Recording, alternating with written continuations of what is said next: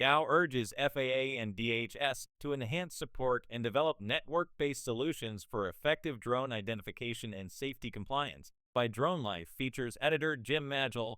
In a report issued by the U.S. Government Accountability Office, GAO, the agency found that the FAA and the Department of Homeland Security need to do more to ensure that FAA's regulations requiring remote identification for drones accomplish the goals of helping law enforcement agencies combat unsafe drone operations and of paving the way for the full integration of drone traffic into U.S. airspace. The report, which the GAO compiled after about a year of study, found that the FAA has limited resources to support tribal, state, and local law enforcement in the use of remote ID technology to quickly identify drone operators that are flying in an unsafe manner. It also stated that despite FAA's promise that remote ID technology would help usher in an era of advanced aerial operations, commercial drone stakeholders told GAO that a broadcast-based signal is not sufficient for providing real-time networked data about drone location and status as needed for advanced operations. The FAA's remote ID regulation, which provides a digital license plate for drones, requires all UAVs weighing over 250 grams to broadcast identifying and positional information while in flight.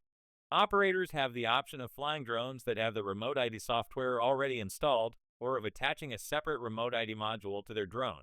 Although the FAA had initially set a deadline of last September for the regulation to go into full effect, the agency granted a period of discretionary enforcement of the regulation until March 16, 2024 to give manufacturers and operators more time to get in compliance. Remote ID not useful for local law enforcement. The remote ID regulation is designed in part to provide non-federal law enforcement agencies with real-time identification, location, and performance data on drones that are being flown in an illegal or unsafe manner. However, according to the report, tribal, state, and local law enforcement agencies GAO contacted had little knowledge of remote ID or how it could be used in their investigations. Currently, access to FAA's drone database of remote ID registration information is extremely limited. For example, on the federal level, access is provided to the FBI and to FAA's Law Enforcement Assistance Program (LEAP) agents, who are responsible for assisting federal, tribal, state, and local law enforcement agencies on aviation-related public safety issues. However, getting that information to the local law enforcement agencies on the ground in time for them to act on a real-life situation, such as a drone flying in an unsafe manner above a crowded football stadium, is next to impossible under the current system.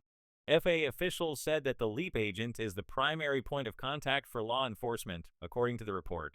As of January 2024, there were 25 LEAP agents nationwide with responsibilities that also include assisting with and coordinating investigations of drug interdictions or aviation smuggling.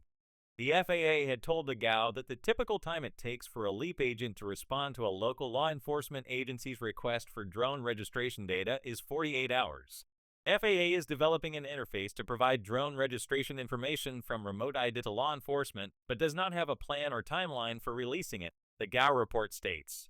In addition, the Department of Homeland Security, DHS, is developing an application for law enforcement to link to FAA's interface, but DHS similarly does not have a plan or timeline for the effort. Commercial drone operators complain about remote ID's limitations. As it was preparing the final remote ID rule, FAA heard from drone industry players who advocated for the creation of a network-based system, such as one that relied on cellular network signals, as a foundational piece for enabling more advanced operations. However, citing cybersecurity concerns associated with network-based systems, the FAA limited the final remote ID rule to a broadcast-based system, which relied on Wi-Fi or Bluetooth to transmit data. Drone industry stakeholders complained to the GAO that limiting the remote ID to a broadcast system created limitations, including the limited range of broadcast signals, compared with a more robust network-based system. The FAA has said it would rely on the drone industry to continue developing network-based technologies that may allow for integrating advanced drone operations.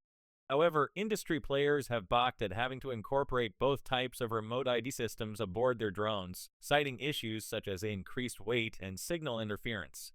The FAA Reauthorization Act of 2024, which President Biden signed into law last month, addresses this issue by requiring the FAA to determine whether alternative means of compliance, such as network-based remote ID, would satisfy the intent of the remote ID final rule. The report states, The report makes 4 recommendations, 3 directed to the FAA and 1 to DHS, to address the shortcomings it found in the implementation of the remote ID rule. It states that the administrator of FAA should develop resources to help tribal, state, and local law enforcement use remote ID. Develop a plan and timeline for deploying FAA's interface in collaboration with DHS and the Department of Justice.